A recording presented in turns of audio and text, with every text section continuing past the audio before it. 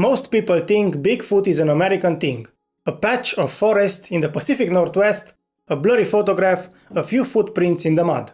But deep in the mountains, on the border of Spain and France, in a place so old, so isolated, that the people there still speak a language unlike any other on Earth, there is a creature that has been part of human memory for tens of thousands of years.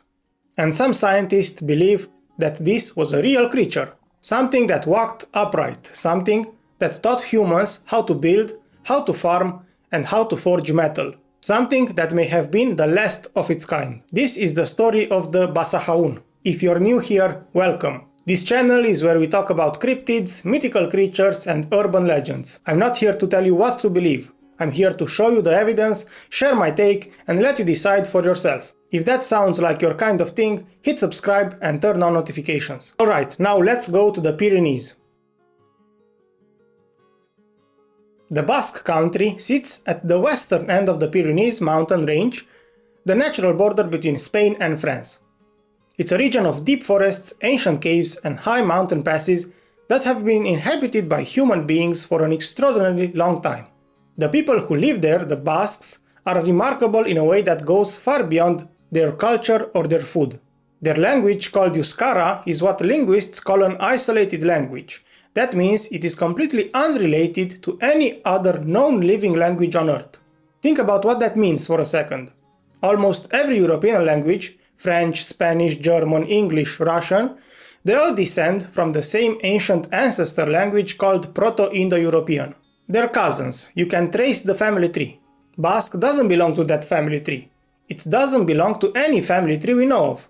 Some of the oldest Basque words, the words for knife, axe, hoe, and tongues, all come from a root word meaning stone, which suggests this language was already being spoken when those tools were made of stone, before metal and before recorded history. The Basques are one of the oldest ethnic groups in Europe. Their DNA shows genetic patterns that set them apart from every surrounding population, a partial or complete continuity with the Paleolithic and Mesolithic people who lived in this region before the Great Migrations, before the Indo-Europeans arrived and changed everything. These are the people with a direct biological and cultural connection to prehistoric Europe. And as for as long as anyone can remember, they have told stories about the Basajaun. The name translates roughly as Lord of the Forest. Say it out loud, Basajaun. There's something in the sound of it. He is described as enormous. The old stories say anywhere from 9 to 16 feet tall. His body is covered in long hair, a thick knotted mane that hangs all the way down to his knees. He walks upright like a man, he's faster than a stag. And he has one feature that the old accounts keep coming back to. One of his feet leaves a normal footprint. The other one is round like the stump of a tree. Nobody has ever explained that detail. Why would a made-up creature have an asymmetrical foot? Why would the storytellers add that? It's oddly specific. It's the kind of detail that feels like it came from someone who actually saw something. The Basajaun lives in the high forests and mountain caves. He is most associated with specific places. The forests around the Gorbea mountain in Biscay, the backwoods near the town of Ataun in Gipuzkoa, and the great Irati forests of the Pyrenees in Navarre. These are real places, dense, ancient woodland, the kind of terrain where something enormous could disappear without a trace. Now here is the part that makes the Basajaun different from almost every other cryptid. He is not purely a monster. In most of the old stories, the Basajaun is a protector. When wolves came for the sheep flocks at night, the Basajaun kept them away. The stories say that shepherds didn't even need to stay awake to watch their animals. If a Basajaun was nearby, the sheep would all begin shaking their bells at once. That was the signal the Lord of the Forest was watching. You could sleep. When a storm was building in the mountains, when the clouds were darkening and the temperature was dropping, the Basajaun would let out a long howl from the high slopes. A warning. The shepherds had time to bring the flocks down to safety. Think about that. This giant, terrifying creature, the kind you were told not to run into, was your alarm system, your guardian. Something about the Basque relationship with this being is almost reverent. In one of the old folk stories, a group of cowherds would leave a portion of their evening meal out for him every night, a kind of offering. The one night the younger cowherd was the only one who left bread, the others were punished. The Basajaun stole their clothing while they slept. There's a logic to it. Respect the Lord of the Forest and he protects you. Disrespect him and you pay for it. And this is where it gets genuinely extraordinary. There's another layer to the Basajaun. He was also a teacher. The old Basque stories say that the Basajaun was the world's first farmer, the first blacksmith, the first miller. He knew how to cultivate grain. He knew how to make the saw, the mill axle. He understood metallurgy. At some point in the ancient past, human beings learned these skills, either by watching him, by tricking him, or by being taught by him directly. One old tale tells of a shepherd who goes to retrieve a cooking grill left behind on the mountain.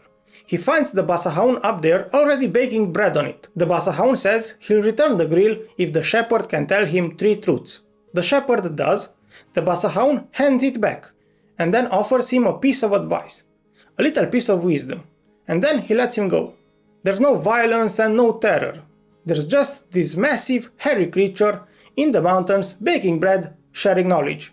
What kind of monster bakes bread? And then there are the megaliths. Throughout the Basque Country there are ancient stone monuments, dolmens, burial chambers, standing stones, and the local people have a name for the places where these structures are found. They call them the House of the Giants. Another name in Basque tradition for the ancient hairy beings who lived in the mountains before man. Okay, I want to step back here and just say this is the part of the Basajaun myth that I find generally fascinating, not the footprints or the sightings. This, because when you look at every other Bigfoot type creature in the world, Sasquatch, the Yeti, the Almas of Central Asia, they're all basically the same thing. Big, hairy humanoid, scary, runs away, leaves tracks, nobody ever catches it, that's the pattern. The Basajaun breaks that pattern completely. This creature interacts with people, he has opinions, he trades information, he bakes bread, he warns you about storms, he protects your sheep. That sounds much more like a memory of an actual being than a generic monster of the dark. And there's a theory, and I think it's one of the most compelling theories in all of cryptozoology, that tries to explain where this memory came from. Some anthropologists and historians have proposed that the Basajaun myth is a folk memory, a story passed down through thousands and thousands of years, generation after generation, about a real encounter, about the actual living experience of the ancient Basque ancestors coming face to face with the last surviving Neanderthals. Here is why that theory isn't as crazy as it sounds. The Neanderthals went extinct across most of Europe around 40,000 years ago. But the Pyrenees region, the exact territory of the Basque Country, was one of the very last places they survived. The Iberian Neanderthals persisted in this region near the Ebro River and the Pyrenees until perhaps 35,000 years ago, maybe later. And what do we know about Neanderthals? They were very large, they were muscular, heavy built, they had significant body hair, they were, by standards of Homo sapiens, enormous and physically powerful. They also weren't stupid, far from it. Neanderthal archaeology has given us evidence of sophisticated stone tools, primitive art, the use of pigments and feathers for decoration, and something genuinely remarkable, evidence that they made glue from birch tree resin, which they used to bind stone tools to wooden handles. This is not the behavior of a mindless caveman. This is a creature with knowledge, with craft. Now think about what early Homo sapiens would have seen coming into the Pyrenees for the first time. A massive, hairy, upright being, stronger than any man. Already living in these forests, already knowing how to make things. Already understanding the land. You would remember that, you would tell your children, and they would tell their children, and after thousands of years of retelling, that encounter would become legend.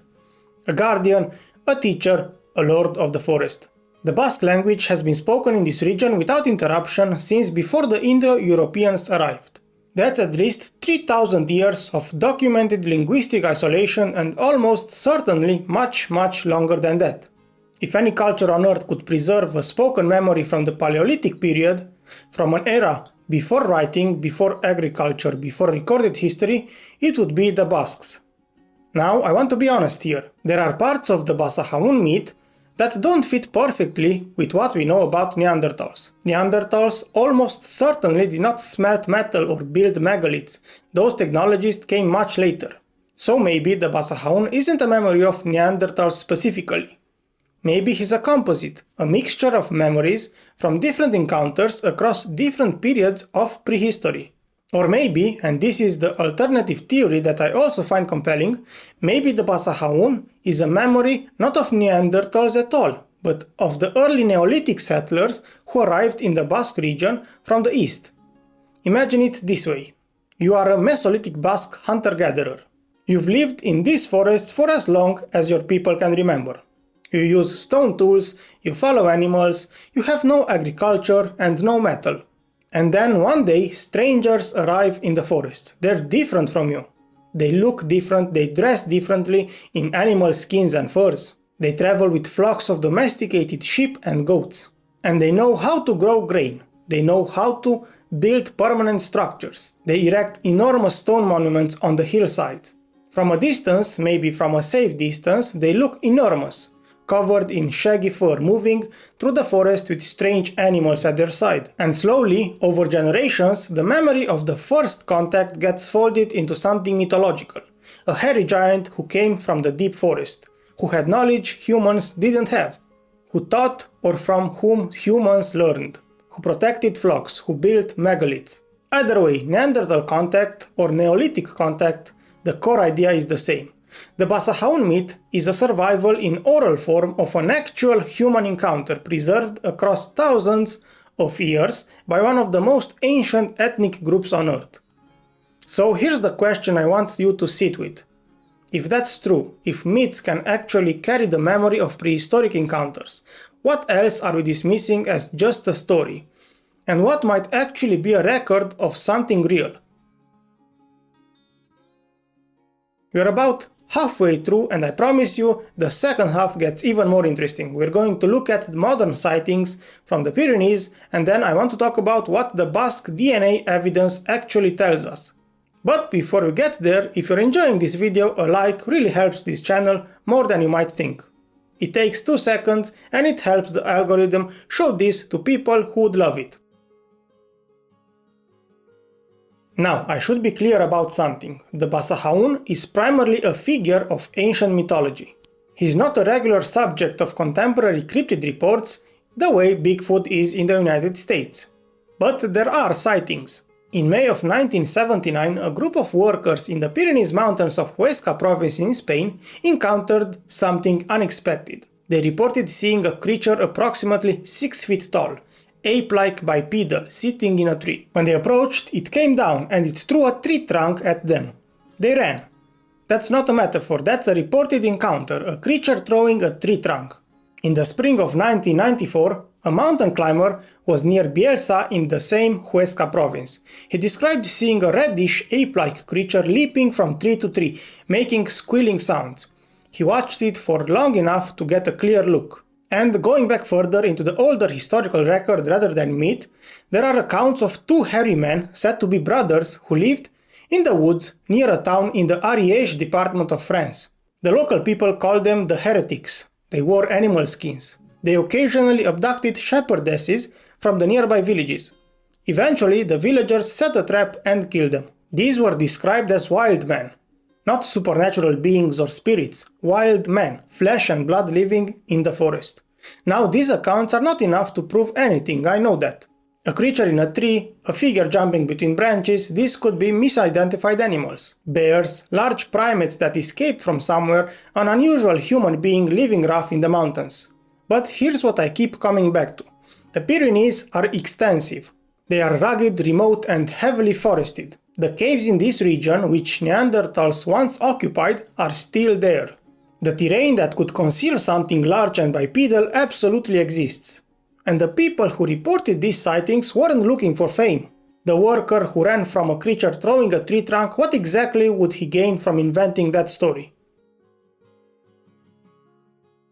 So where does all of this leave us? The official position, to the extent there is one, is that the Basajaun is a figure of Basque folklore, a mythological creature, a personification of nature, of the forest, of the wilderness, of the wild forces that early humans needed to make sense of. That's the comfortable answer.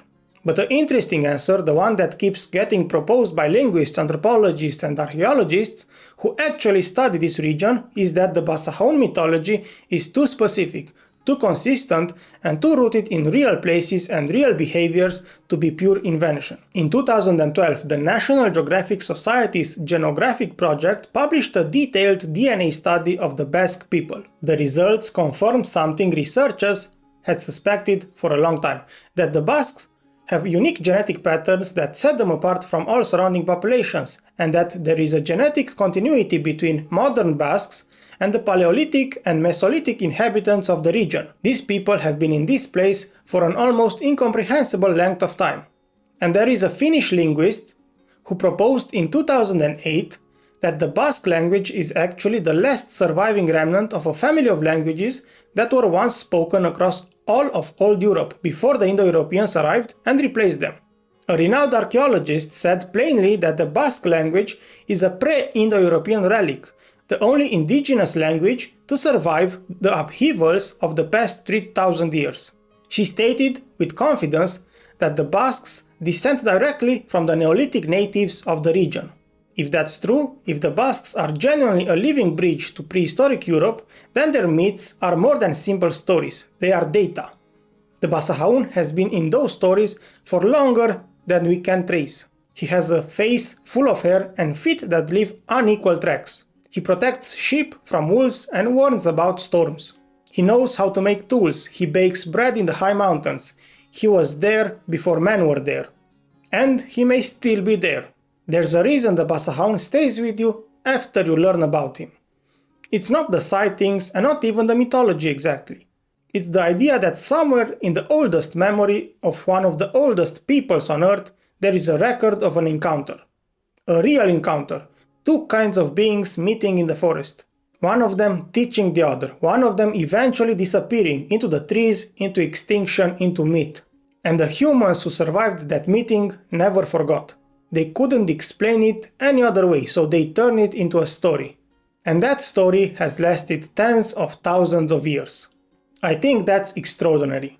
The Basajaun is not confirmed to be real. I'm not going to tell you he is, but I'm going to tell you that dismissing him as a fairy tale is too easy. There is something in the heart of the legend that deserves more attention than it gets. So here is what I want to know from you. Leave it in the comments. If the Basajaun myth really is a memory of Neanderthal contact, a story passed down for 30,000 years, what does that say about how we understand memory and myth and what it means to be human? Because I think the answer to that question changes everything. Subscribe if you enjoy hearing stories like this. Thank you for watching. I'll see you in the next one.